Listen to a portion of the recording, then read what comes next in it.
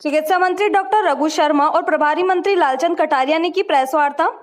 राज्य सरकार के 2 साल पूरे होने के मौके पर आज अजमेर में चिकित्सा मंत्री डॉक्टर रघु शर्मा और प्रभारी मंत्री लालचंद कटारिया ने जिला स्तरीय अधिकारियों की बैठक ली और कोविड के साथ ही विकास कार्यों की समीक्षा की। बैठक के बाद दोनों मंत्रियों ने जिले के विकास कार्यों को दर्शन पुस्तिका का भी विमोचन किया। पत्रकारोर के साथ बातचीत में मंत्री रघु शर्मा ने कहा कि सरकार ने कोरोना के 9 महीनों के संकट काल के बावजूद अपने घोषणा पत्र में किए गए 500 में से 252 वादों को पूरा कर प्रदेश को अग्रणी राज्यों की कतार आगे खड़ा किया है।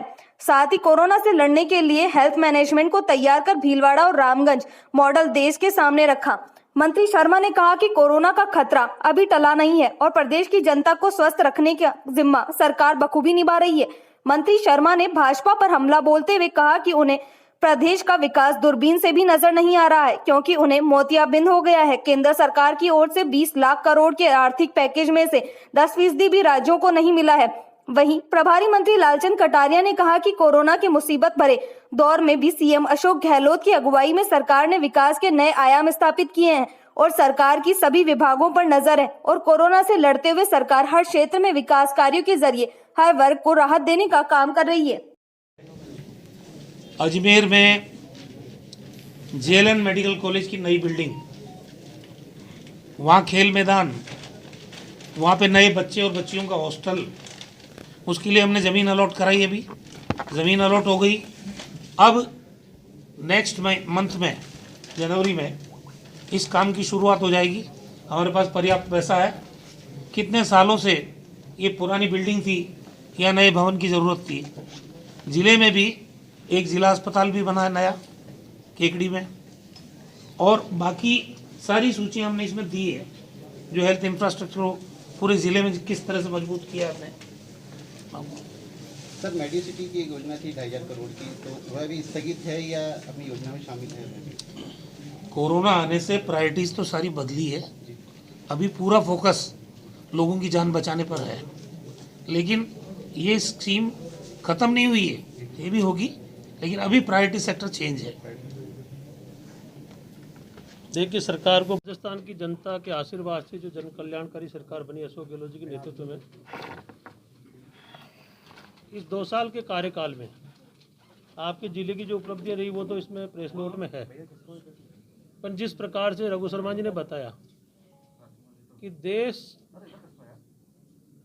दुनिया और प्रदेश के सामने जो कोरोना का चैलेंज आया और जो महामारी चल रही है, जो अभी तक ख़त्म नहीं हुई, आगे किस रूप में रहेगी, उसके अंदर राजस्थान सरकार ने और ख़ासतौर से मुख्यमंत्री जी ने खुद ने मॉनिटरिंग करते हुए हमारे स्वास्थ्य मंत्री जी के साथ में, अधिकारियों के साथ में, जनप्रतिनिधियों जिस तरह का संवाद करके लगातार 150 वीसी के माध्यम से प्रदेश की जनता को राहत देने का काम किया।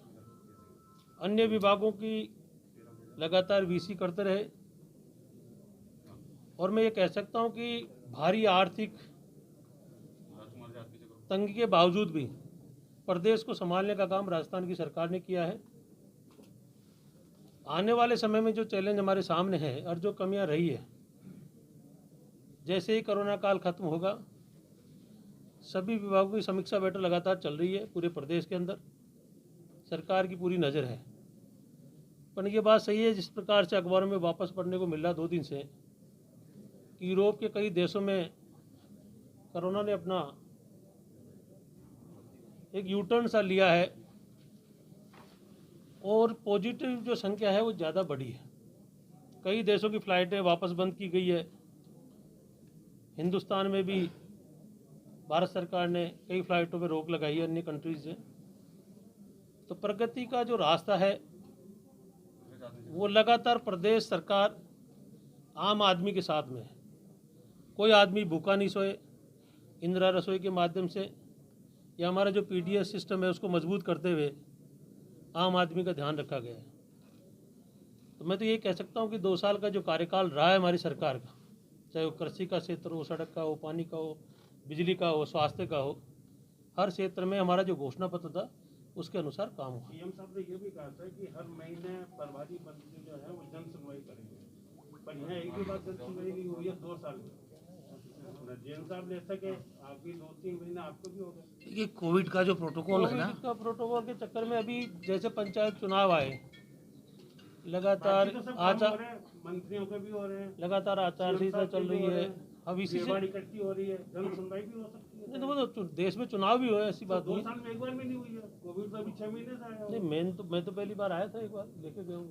नहीं, जन सुनवाई कहाँ की आपने? जन सुनवाई तो वो कोविड के प्रोटोकॉल के तहत थी। अच्छा एक बात मैं भूल गया था, प्रभारी मंत्री होने के नाते पंचायत चुनाव में भी आपकी भूमिका इतनी सक्रिय नहीं रही कि जितनी होनी चाहिए थी। नहीं वो इसलिए नहीं रही नहीं, कि जिला- मैं उप जिला एक प्रमुख मिनट का में जो- जवाब दूं। प्रदेश कांग्रेस कमेटी का जो हमारा संगठन है, उन्होंने हर जिलों में अलग अलग प्रभारी लगाए। उन्होंने यहाँ प्रभारी शायद मेरे ख्याल से प्रमोद जैन भाई जी। तो जो सिस्टम संगठन का है उसी के अनुसार चलना होता है।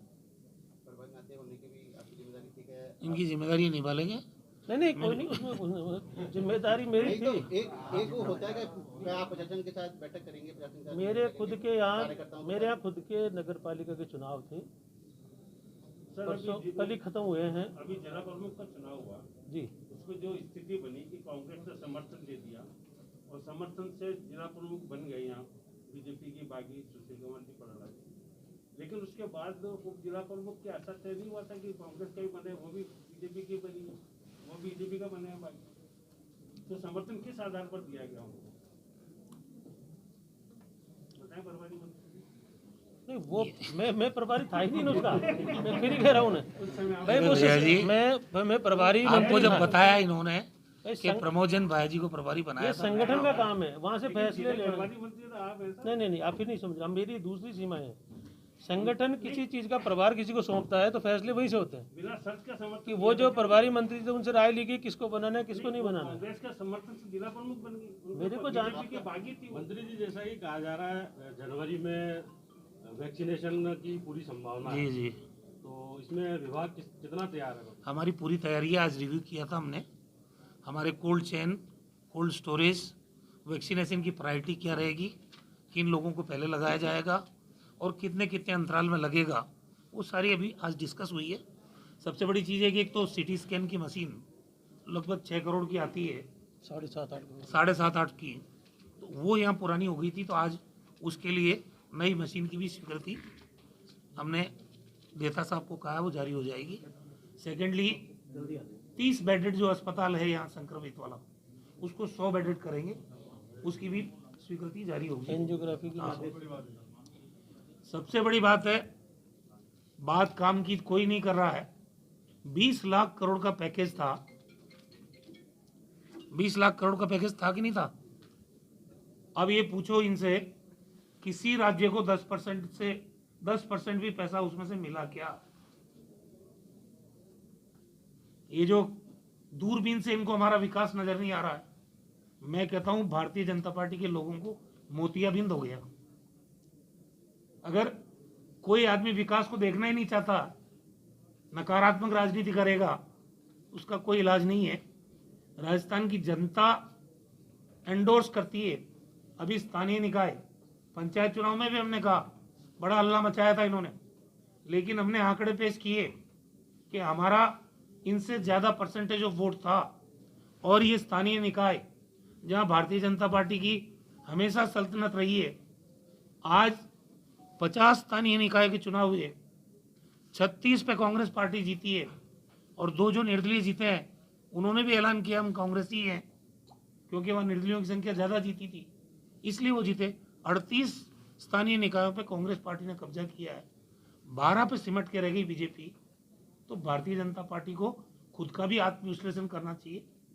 2 फाड़ हैं टोटल वहाँ, एक स्थापित नेतृत्व है और दूसरा अपने आप को स्थापित करने की चेष्टा में लगा हुआ है। इस वर्टिकल डिवीजन में बीजेपी चल रही है। बयानबाजी में तो बहुत तेजी से काम हो रहा है, लेकिन हकीकत में प्रधानमंत्री जिस चीज की तारीफ करते हैं, कोविड में भी उन्होंने बख्शा नहीं हमारे को राजनीति करने में। एक शब्द हम किसी की तारीफ के मोहताज नहीं है, लेकिन जो चीज सामने दिख रही है, आज मृत्यु दर अगर हिंदुस्तान में सबसे कम है तो ये तो विजिबल है। अगर 33 लाख लोगों को 3,500 रुपए अकाउंट में हमारी सरकार ने डाले, विजिबल है। 78 लाख पेंशनधारियों को समय पे पेंशन जारी है, ये विजिबल है। 1 करोड़ NFSA के लोग हैं, उनको अगर राहत सामग्री टाइम पे मिल रही है, 10 किलो गेहूं, 2 किलो दाल और 1 किलो तेल, ये विजिबल है। और ये कलेक्टर साहब यहाँ बैठे हैं, पूरे राजस्थान में पहली बार मुख्यमंत्री जी ने सर्वे कराया जो किसी भी स्कीम के कवरेज के दायरे में नहीं है। डेस्टिट्यूट्स, बेसहारा लोग, कचरा बीनने वाले लोग, रिक्शा पुलर्स, आपके ये ऐसे लोग जिनका किसी भी स्कीम के अंदर कवरेज नहीं है, 1.5 लाख से ज़्यादा लोगों को, 1,57,000 लोगों की वो सूची बनाई गई और उनको भी आर्थिक सहायता और ये जो राशन सामग्री है ये दी गई है। जिस ढंग से लॉकडाउन के दौर में एक व्यक्ति को भूखा नहीं सोने की बात की थी, चाहे आपके ड्राई राशन की बात हो, चाहे कुड फूड की बात हो, लेकिन आम राजस्थान ने देखा शानदार मैनेजमेंट था। जो भयावह तस्वीर माइग्रेंट लेबर के मामले में आप लोगों ने भी देखी होगी, राजस्थान वो प्रदेश है जहां SDM को जिम्मेदार ठहराया गया कि आपके हलके में अगर किसी राज्य से कोई लेबर आ रहा हो और कहीं जा रहा हो, शेल्टर होम बनाओ, खाने पीने की व्यवस्था करो, एक माइग्रेंट लेबर पैदल नहीं चलना चाहिए और आप उनको गंतव्य तक छुड़वाओ। ये जो इस दौर में, लॉकडाउन के दौर में जिन लोगों का निधन हो गया, हरिद्वार जो जा नहीं सकते थे, राजस्थान रोडवेज की निःशुल्क बस सेवा प्रारंभ की गई, उनके 2 परिजन जाते थे, अस्थि विसर्जन का काम करके आते थे। इस माइन्यूटली तरीके से राजस्थान में कोविड के दौरान आम व्यक्ति को किस तरह से रिलीफ दी जाए, ये सारे काम हुए इसी दौर के अंदर।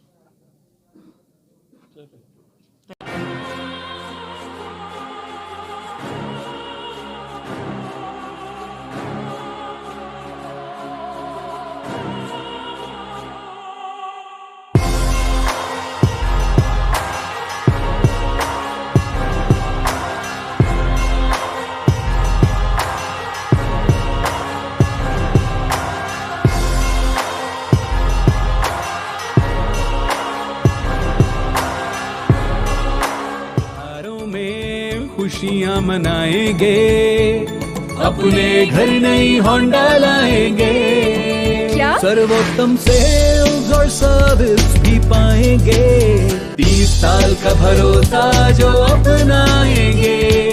अजमेर ऑटो ले आए हैं अजमेर होंडा, जहां है होंडा 2 व्हीलर्स की कंप्लीट रेंज और साथ में वही विश्वास, वही भरोसा जिसे आप जानते और पहचानते हैं 30 सालों से। अपने घर नई होंडा लाएंगे।